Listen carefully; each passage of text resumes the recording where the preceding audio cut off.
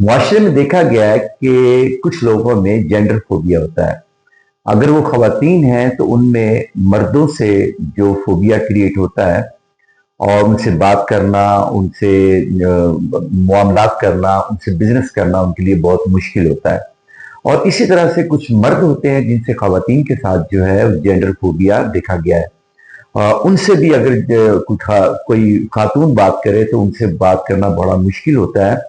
اور یہ فوبیا اگر انسان کے اندر موجود رہے تو یہ تو طلاقوں کی ریشو ہے ہمارے ہاں جو ڈیورسز ہو رہی ہیں، تو ان کی جو ریشو ہے بڑھنے کی اصل وجہ ایک فیکٹر یہ بھی ہے۔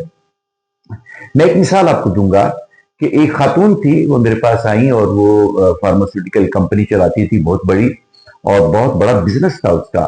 تو میں نے اس کے آفس میں دیکھا تو وہاں پہ کوئی بھی مرد کام نہیں کر رہا تھا، ساری خواتین اس نے جو ہے نا وہ اپنی بھرتی کی ہوئی تھی، جس میں فارماسسٹ بھی تھیں ان کے پاس، جو آفس میں کام کرنے والی یا جتنے بھی لوگ ہوتے ہیں آفس میں وہ سب لوگ جو ہے خواتین تھی۔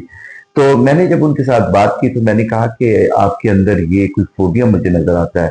تو اس نے کہا کہ ہاں میرے اندر یہ فوبیا موجود ہے، کیونکہ میری جو والدہ تھی اس کو میرے والد صاحب نے طلاق دے دی تھی، اور جو میری پھوپھو تھی اس کو بھی میرے پھوپھا نے طلاق دے دی تھی، اور میری جو خالہ تھی اس نے شادی نہیں کی۔ تو میں نے کہا آپ نے کری؟ میں نے بھی شادی نہیں کی۔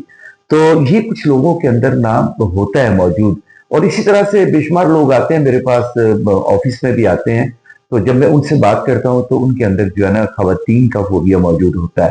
ابھی میں ایک مثال دوں گا آپ کو کہ ایک خاتون جو ہے اپنے بیٹے کو لے کے آئی جس کی عمر 23 سال تھی، تو مجھے کہنے لگی کہ یہ میرا بیٹا ہے اور یہ شادی نہیں کرنا چاہتا۔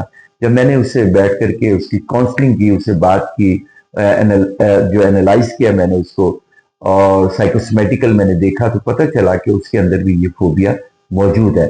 تو یہ بہت سے لوگوں کے اندر فوبیا موجود ہوتا ہے۔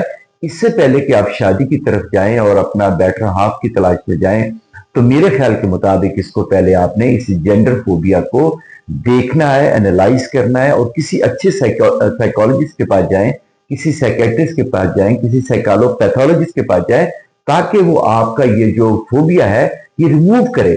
اگر یہ ریموو نہیں ہوگا تو یہ بہت بڑی پرابلم آئے گی، جیسے کہ میں نے پہلے کہا آپ سے۔